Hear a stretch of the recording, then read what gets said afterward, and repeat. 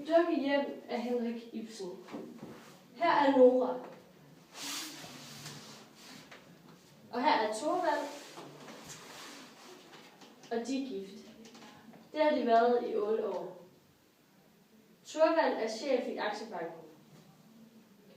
Men Thorvald var engang meget dødelig syg. Og dengang havde de ikke så mange penge. Derfor blev de nødt til at rejse ud af landet.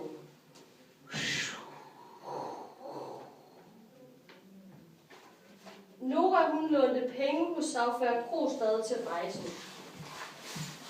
Og dette holdt hun hemmeligt for Thorvald. Denne sag kom op igen, da fru Linde hun fik en ansættelse i Aktiesbanken, og Krostad var bange for at miste sin stilling.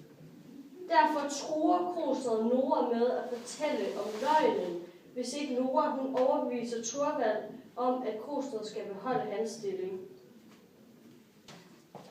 Thorvald fyrer Krostad. Krostad er rasende, og han sender et brev til Thorvald, hvor Noras løgn står i.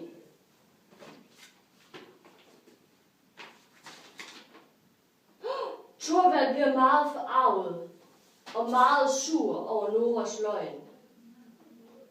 I mellemtiden ombestemmer Krostad sig, og det får ham til at sende endnu et brev til Thorvald, hvor der står, at han fortryder det, han skrev. Nu er det Nora.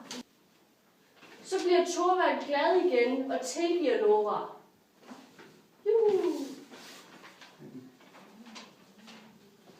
Men så indser Nora, at hun bliver holdt for nar af Thorvald, og hun gider ikke finde sig i at være en dukke i deres dukkehjem mere. Hun vil skilles, og derfor forlader hun Thorvald.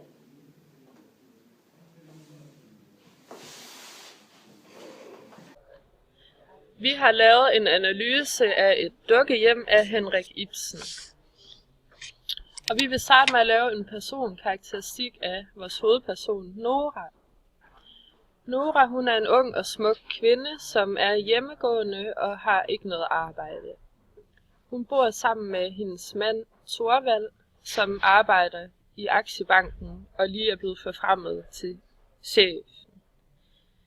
De har sammen 3 børn, og Nora hun fremstår meget en smule forkælet og lidt selvoptaget i forhold til, at hun er lidt afhængig af hendes mand og virker ikke særlig selvstændig eller kigger ud over sig selv og hendes egen lille familie derhjemme, og så er hun som sagt forkælet i forhold til, at hendes mand giver hende, hvad hun peger på. Så er hun også en meget hjælpsom kvinde, da hun får besøg af hendes tidligere veninde, fru Linde, og hjælper hende med at få en stilling i hendes mands aktiebank. Og derefter så får fru Linde altså en mulighed for at blive ansat i Aktiesbanken. Hun er afhængig af Thorvald, hendes mand, fordi at han er den, der tjener pengene derhjemme, og hun endnu ikke er blevet en selvstændig kvinde. Hendes personlighed tager en drastisk drejning, da hun i slutningen af fortællingen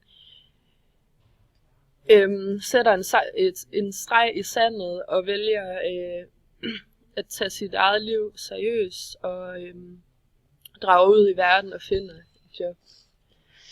Så hun forlader altså hustru og mand derhjemme, eller mand og børn derhjemme. Så får man altså i slutningen af fortællingen et indtryk af, at hun er en meget viljefast og selvstændig kvinde, trods hun har været mange år derhjemme, da hun altså tager den her store beslutning om at rejse hjemmefra og forlade de faste rammer.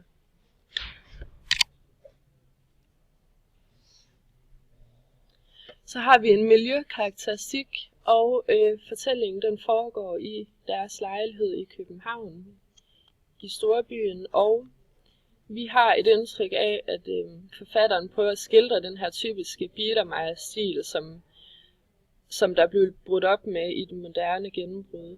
Og der har vi taget et eksempel fra teksten, hvor der beskrives, at lejligheden er en hyggelig og smagfuld, men ikke kostbar indrettet stue. Og det skildrer jo ligesom det her Bieder Meier ved, at det er hyggeligt og flot indrettet.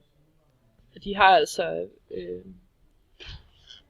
en flot stue, selvom der måske er nogle problemer gemt væk under gulvtæppet.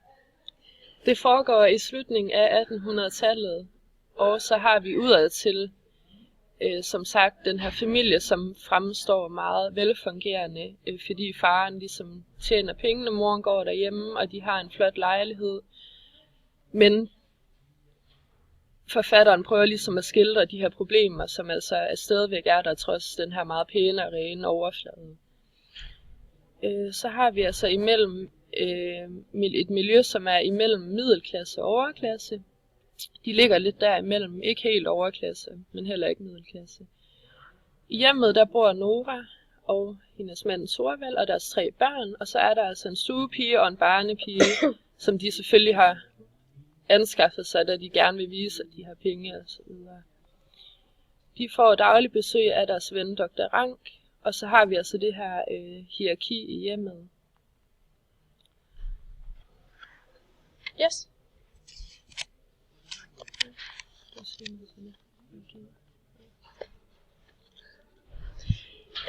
Temaerne i fortællingen.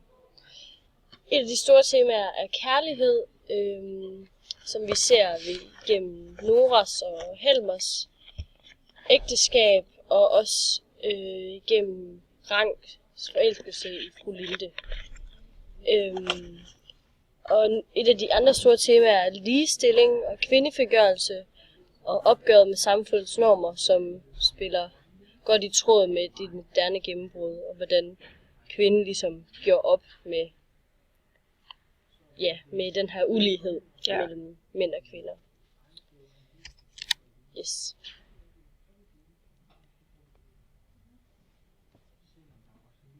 Måden, hvorpå det moderne gennembrud det bliver skildret i novellen.